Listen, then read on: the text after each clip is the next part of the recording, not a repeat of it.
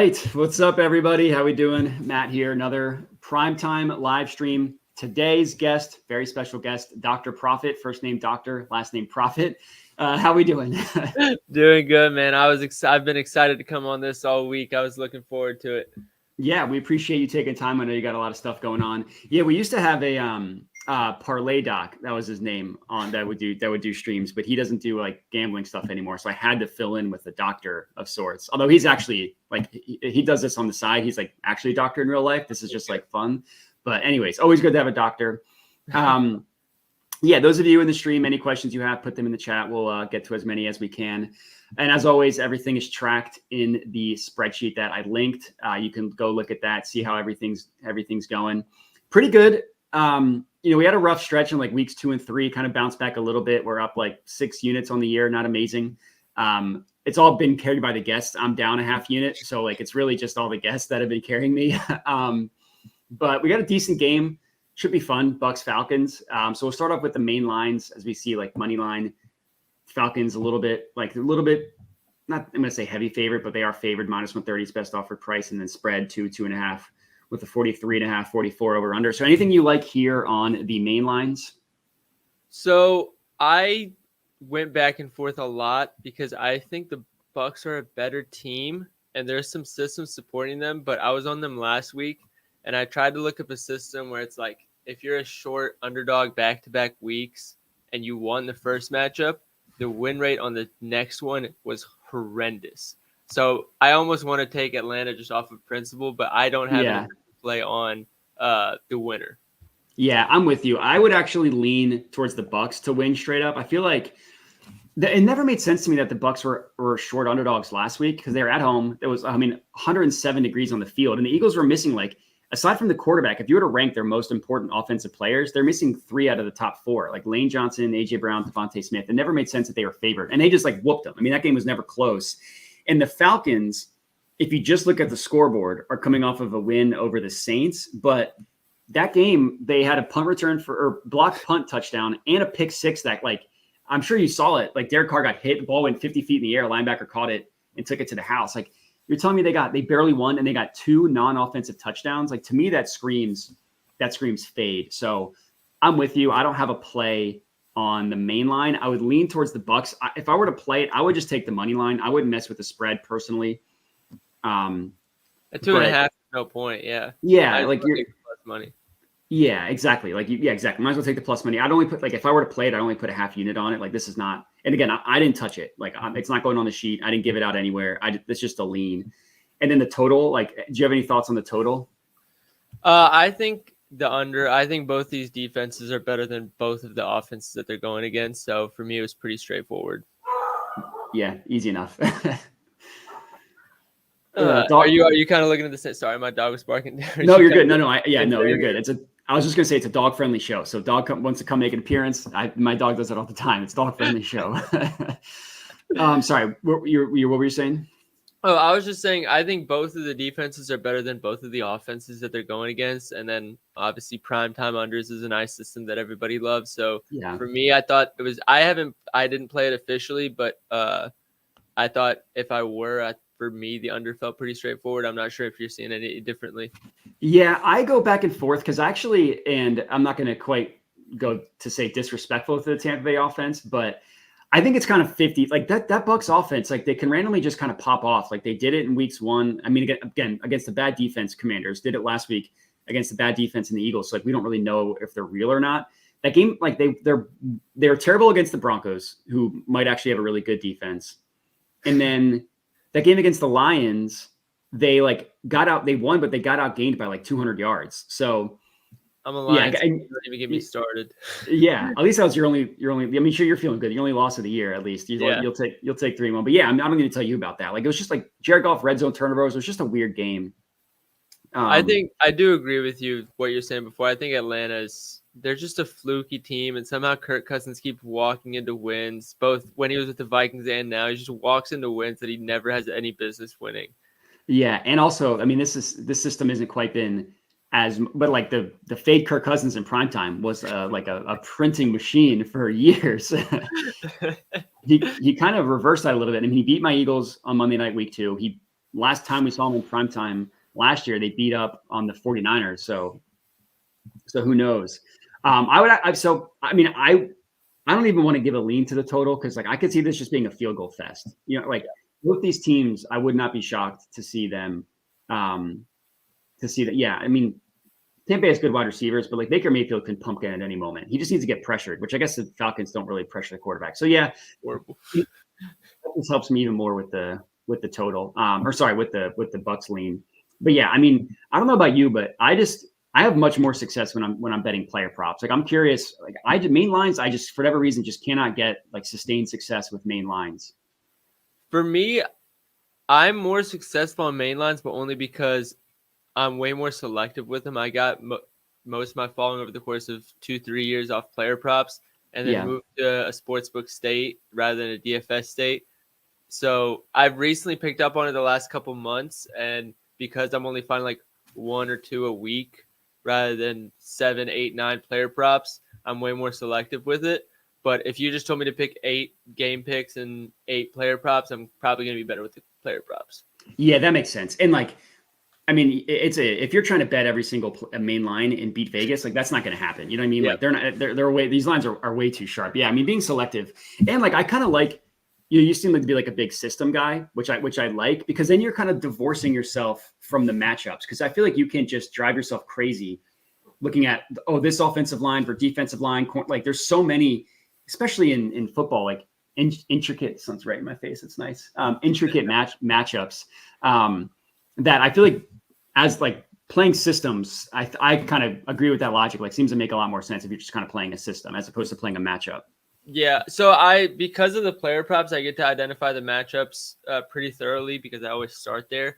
And then what I'll do is there's an app, I'm not even partnered with them. It's called Trend Center, where it'll show you trends. You don't even have to research, like go and look for them.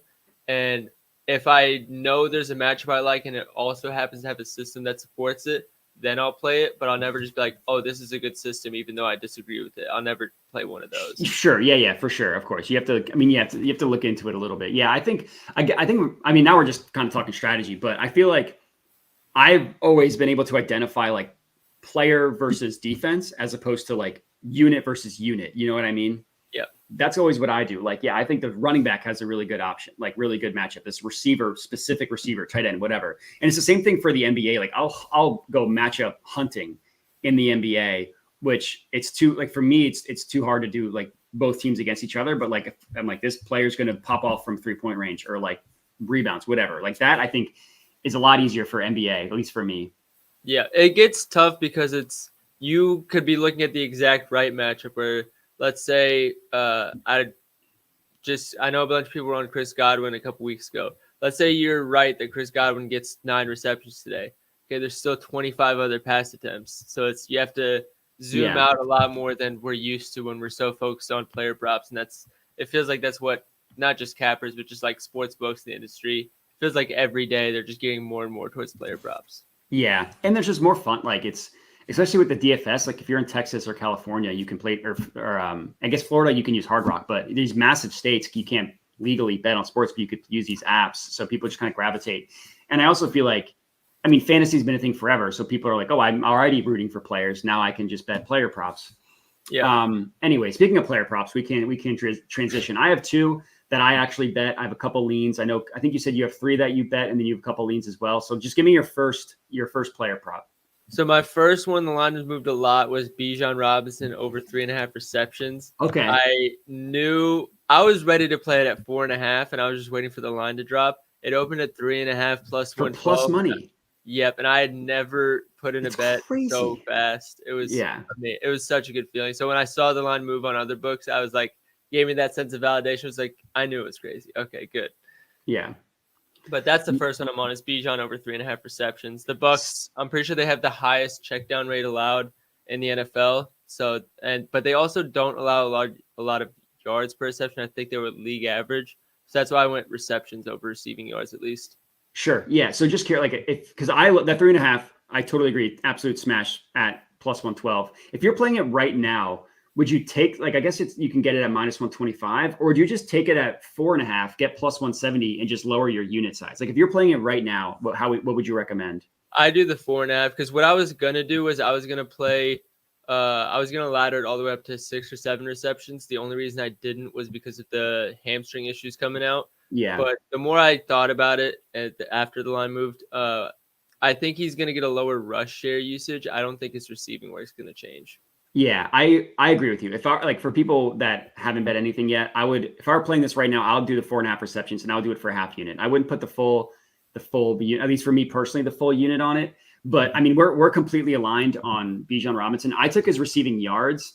Honestly, the only reason why was when I bet it, his receptions weren't out yet. That's like, I think it's completely interchangeable between the two. I got his over 24.5 at -110. For those of you Flip users, which you can use it anywhere, you can get it at -125. I mean, that's the same price as -170 at DraftKings. I'm going to zoom out a little bit just so we can see every book. -128 at FanDuel is not terrible. I think on FanDuel it's the alt line too. So like if you just open it, I think it'll show up like 27.5 or something. But if you go to the alt lines, you can find 25 plus just in case anybody's looking and can't seem to find the same line. Yeah, there you go. So yeah, you have to go to 25 plus. Yeah. And then you can get it looks like 26.5 is the main line. And then if you want to get 30 plus, see like 30 plus when I looked was like +116. Now the 30 plus, let's see, it's even money. So like the line on Bijan receiving it's just crazy. If I were playing this right now, I would probably I'd honestly take the 25 at Flip. So 25 plus at -125 at Flip. That's what I would officially play. If you don't use Flip, then I'll do the -128 at FanDuel. I mean, you like the check down rate. I hadn't even looked at that. What I saw was that the Bucs give up the second most yards and receptions to running backs in the NFL, and like their defense is completely different with Vita Vea. So if you look at their season long rushing yard stats allowed, it's not going to look like they're that good of a run defense. But Vita Vea missed basically 2 games, and it's totally different with him in there, completely different. And Mike Lowry, who's in here all the time. Appreciate you said. I mean, yeah, Bucs run defense is solid with big Vita Vea back. Last year, 8th best rush DVOA, 8th best or 8th lowest yards per rush in the NFL. And Vita Vea also missed time last year, so like that number's better when he plays. And then he also mentioned Kirk versus the Todd Bowles blitz is scary. Guess what that means? Check downs. That hits your receptions. That hopefully hits the yards. And what I like about Bijan, what I liked about his yards, and the receptions is also great. What I liked about his yards, though, is he leads the Falcons in yak yards after catch, and it's just because they get him in space with a ton of room, and like the blitzing, the zone, the cover 3 that the Bucs play, like that all just bodes well for running back reception props and running back receiving yards. Like even if you're even a little worried that Bijan Robinson's banged up, like Tyler Algier. His receiving prop, I looked at it. It's 3.5 receiving yards. Like that's crazy. That's a play too. The 3.5 at -110 odds, I think is also. I didn't play it. I didn't look it, or I didn't actually give that out. That's just a look, but I think that there's something there.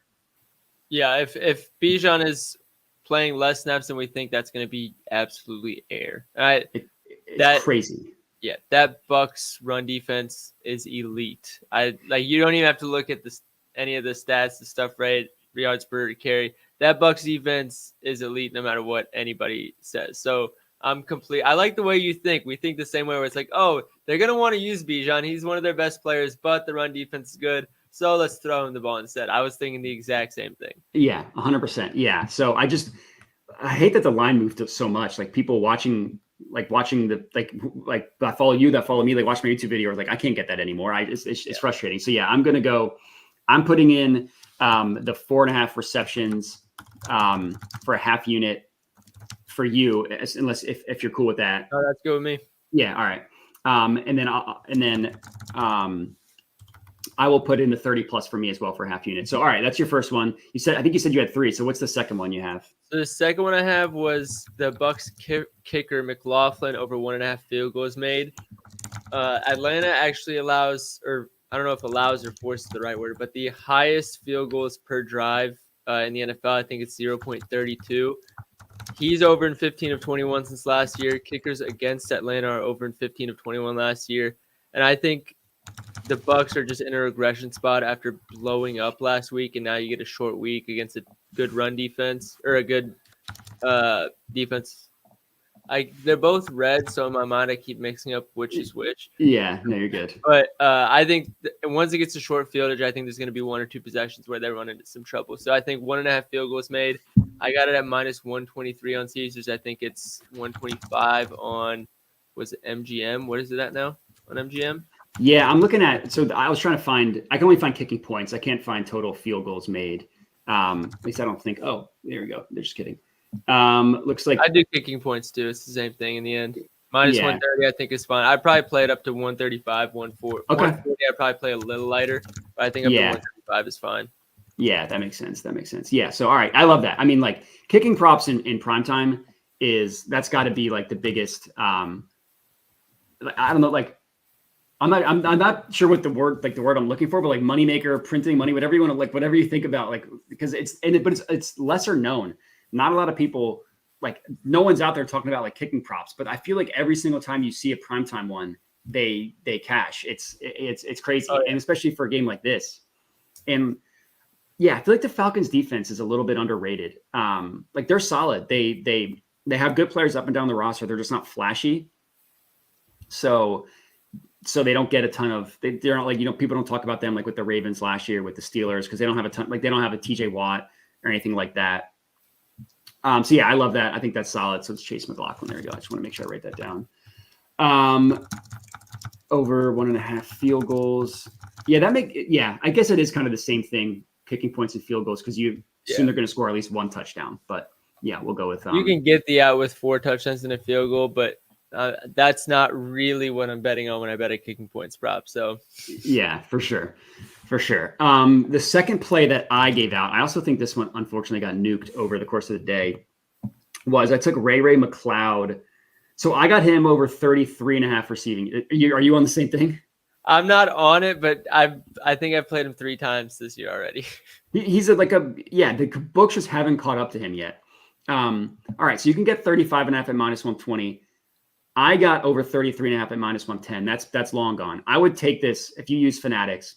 If you can bet more than $5 on them, I would take the over 35.5 at minus 120.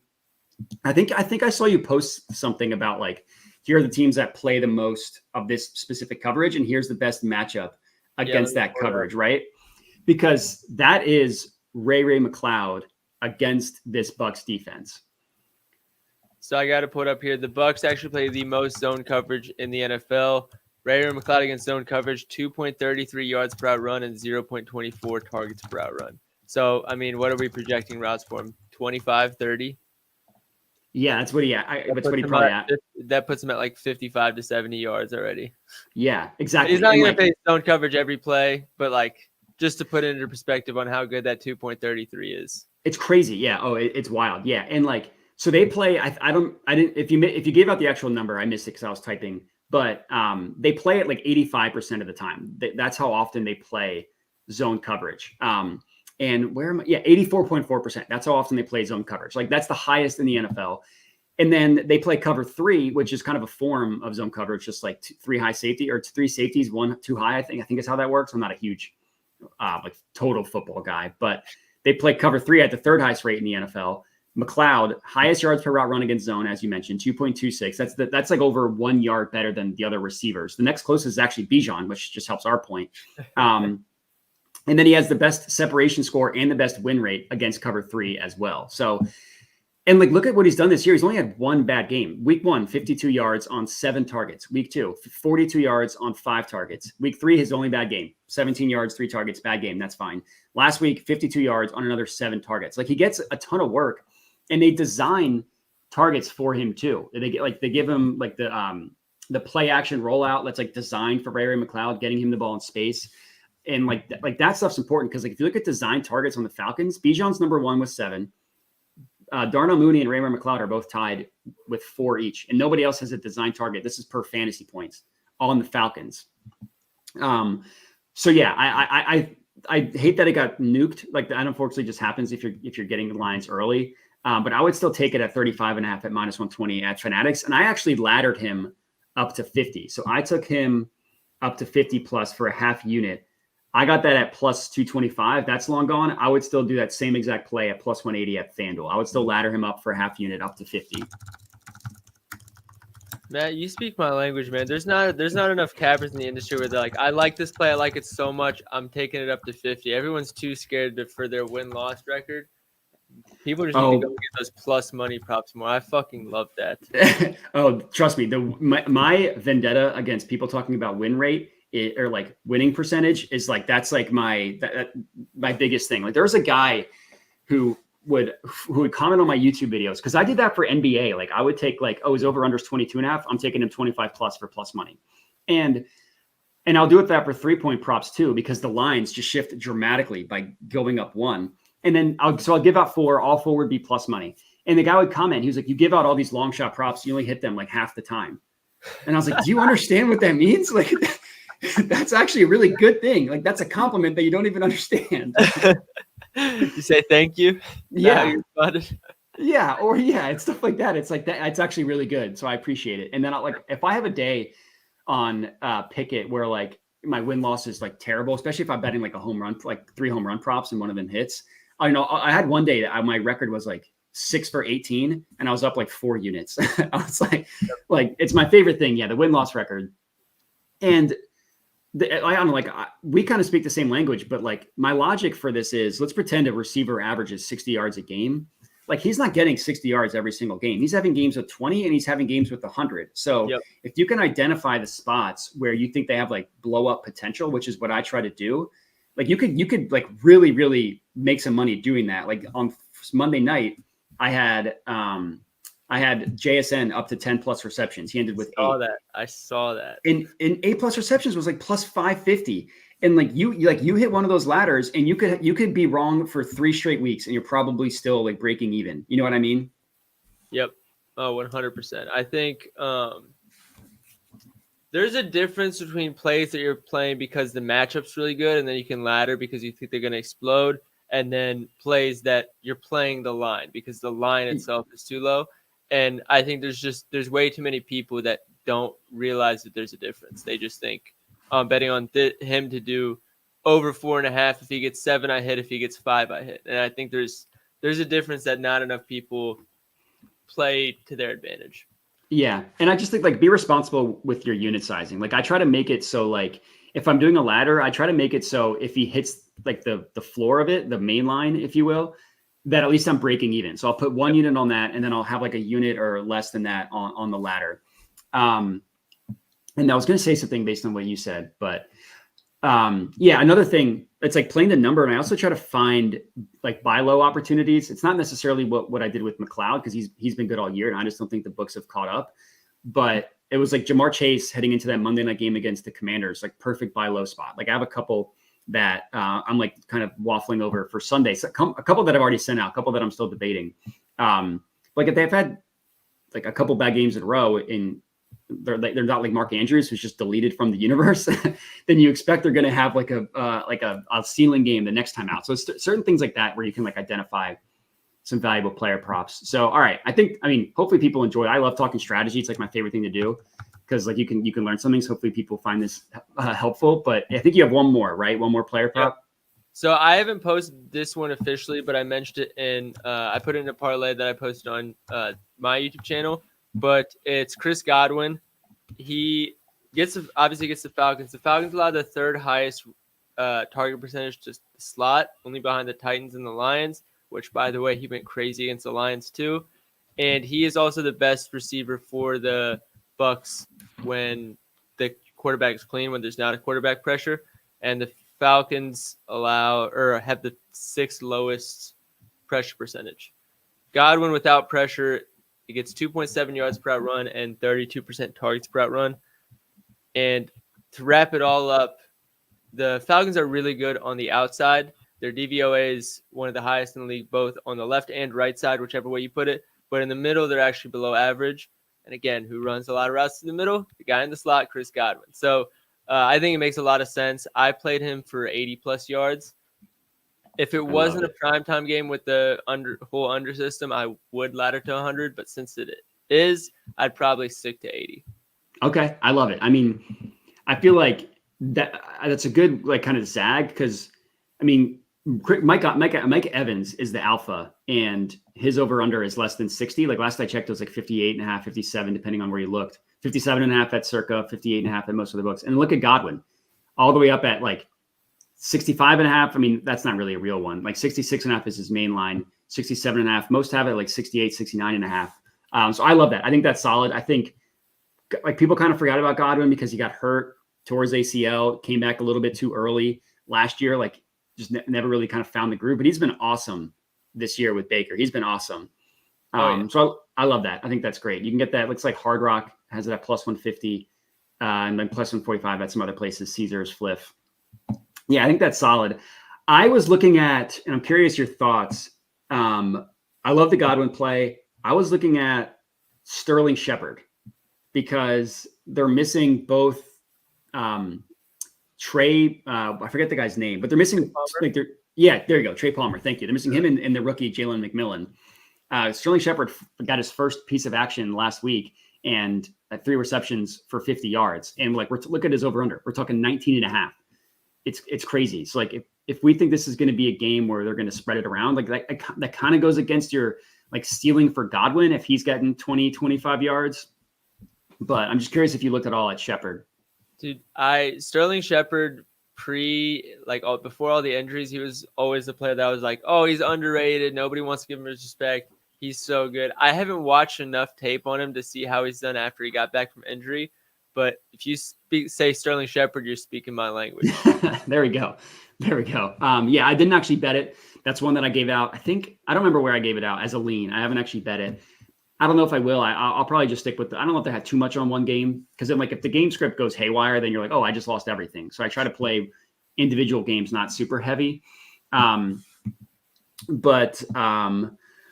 All right, let's get to some questions. Then we'll get out of here. Bijan over 0.5 first quarter receiving yards is a lock. I'd love to know the price on that because that's crazy. She just catches one. Check.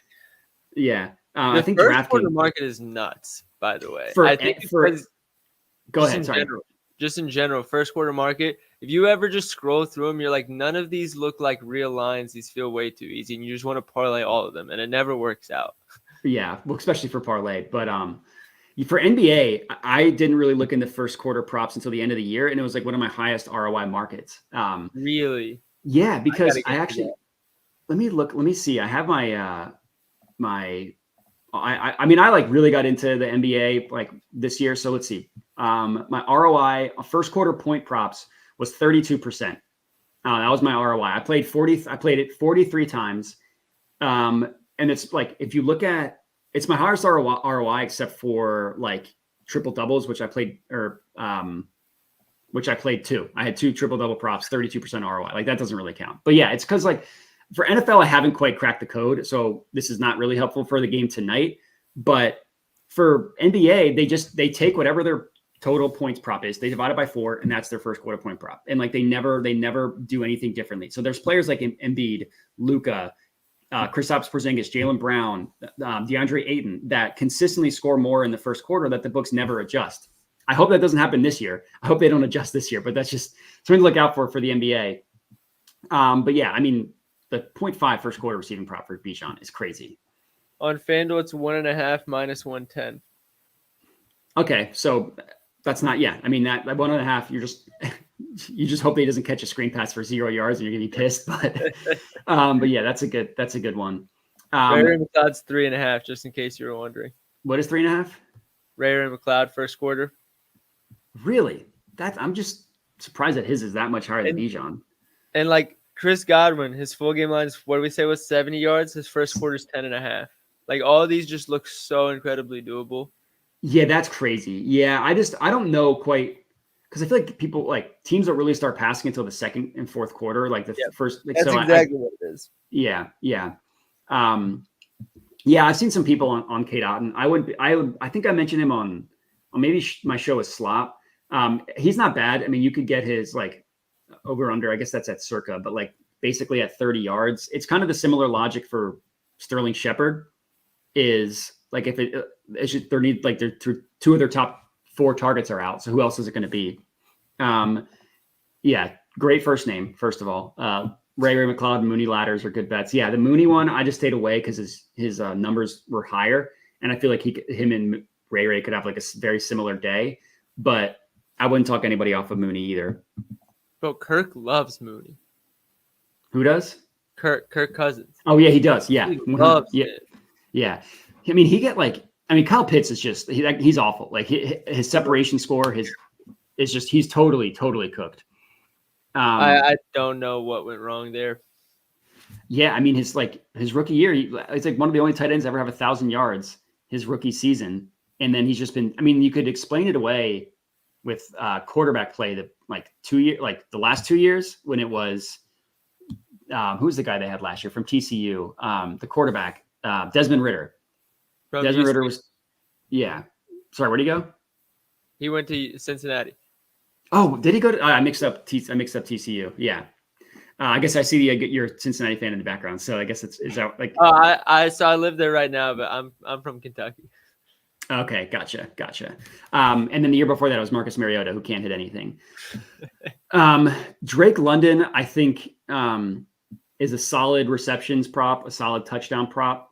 I don't love his yards because like his I don't know. I mean, like I guess I'm curious. Like his yards are 60. He's been decent. Like his targets are going up every week, so I'm not going to talk you off of it. But if I like Ray and I like Drake, Darnell Mooney, like it's got to give somewhere. So I don't know if you looked at anything with London.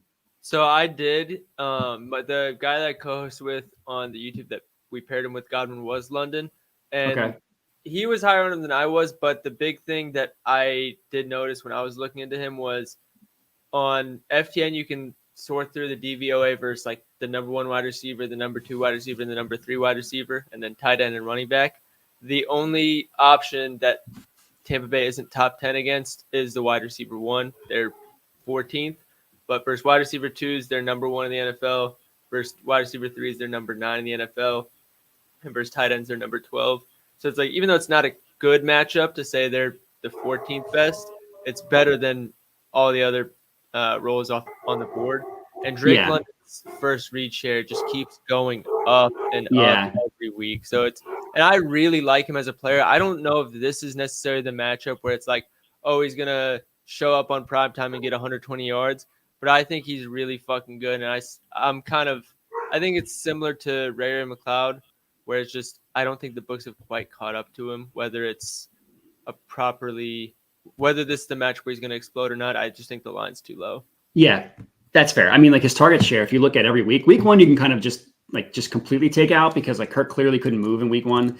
Just like that, if you're trying to look at week 1 and make any meaningful anything from that, it's just a bad look. But like 3 targets in week 1, we're deleting that. 7 targets in week 2, 9 in week 3, 12 last week, like consistently going up. 6 receptions each of the last 3 weeks as well. So yeah, I think a reception or yards play on London is solid. 54 2 weeks ago, 67 against the Chiefs, 64 against the Saints. So yeah, I think that's solid.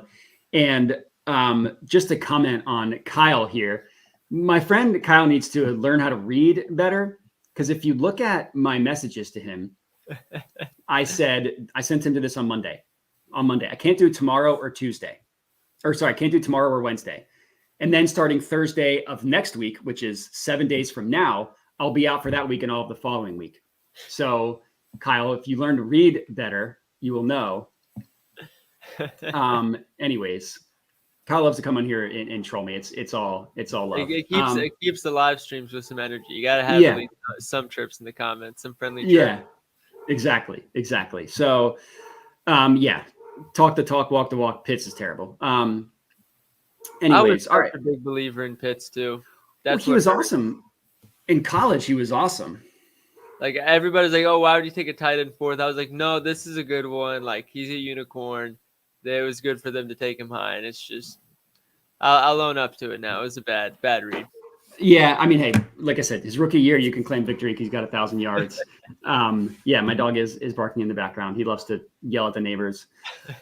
Cool. All right. Well, is there anything else that you had a lean or anything else for this game tonight? No, I do like Tyler Algier over rush yards, kind of for the same reason as Bijan receptions. Just I think Bijan's going to be more involved in the receiving game, and because of the injury, Tyler Algier is going to take a lot of the rushing work. I mean, Tyler Algier's a good runner of the ball. He just happens to be on a team with Bijan Robinson, so he's not the lead back. So if I would recommend that. And then the other one I just remembered, it's going to be a bold take. A lot of people won't like it. Bucky Irving, does he still have a 10.5 rush attempts line? Attempts 10.5. Wow, 10. that's crazy. Let's see. Bucky Irving. Yeah, 10.5, 9.5 rush attempts. Yeah, I mean, I guess it's not 10.5. Not really. It's mostly at 9.5. So I would take the under on either one. So the first 3 weeks, I think he had 9, 7, and 9 attempts. Last week he had 10, and everybody thinks, oh, he's taking over the backfield. He's going to explode. Rashad White had food poisoning and didn't practice all week. Pretty much said that they were going to have him play the night before the game. Had 0 prep, and Bucky Irving still only got 10 rush attempts when the team was winning the entire game comfortably, and they ran 74 plays. The 3 weeks before that, they hadn't run over 61. So if he can't clear 10.5 rush attempts on one of those games, and now he's a rookie going into his first short week of the season, it just smells like disaster, and everybody seems to be wanting to bet on him today. He's better than Rashad White. He should clear the line, but the coach refuses to just feed him. He loves Rashad White. He loves Rashad White. Bowles, and it goes back to, when Tom Brady was there, because he's such a check down target. They love Rashad White. Yeah, I mean, last year he got like all the work. At least now they're splitting it a little bit. Yeah, I mean, I think that's solid. I think that's a good zag, which I like. To comment on Marvin the Martian, my dog's in the house, to be clear. He's not outside barking at the neighbors. He's inside, and I can't really help him from barking at the neighbors, so just wanted to clear that up. Cool. Yeah, well, that's everything I got. My 2 official plays, Bijan and Ray. My only really lean that I liked was the Shepherd one, which I'll probably end up leaving it alone. But if people are looking for like parlay pieces and stuff, I think Shepherd's good. I know that you like Godwin and you like Drake London as a parlay piece as well. And then I got your 3 official ones in the spreadsheet. Actually, I didn't put your last one. Your Chris Godwin was your third. Yeah, Chris Godwin was my last one, receiving yards. Yeah, that's right. 80 plus. Yeah, let me add that to the sheet. Cool. All right. Well, before we head out, you just want to tell the people where they can find you. For sure. So Twitter is where I'm biggest at DrProfit. And then you can find me on Instagram as DrProfit's Picks, because somebody doesn't want to give me the DrProfit name. And TikTok is also DrProfit. There you go. Yeah, everybody go follow him. We appreciate him for taking the time. Check out. He does great work. The projections are phenomenal. The share of like what receiver matches up with what defense and all that stuff is phenomenal. Very helpful stuff. So everybody give him a follow. So this will be, I will stream on Sunday. I'll stream on Monday. And then that's the last time you'll see me for like 10 days, because I am getting married and then I'm going away on a honeymoon for a week. So yes, thank you. So yeah, you will still, and first of all, get this garbage out of here. Yeah, absolutely not. But yeah, I'll be back Sunday. I'll be back Monday. So, but yeah, everybody go make sure to give him a follow. We appreciate him for taking the time, and we'll talk to you next time. Thank you for having me, man.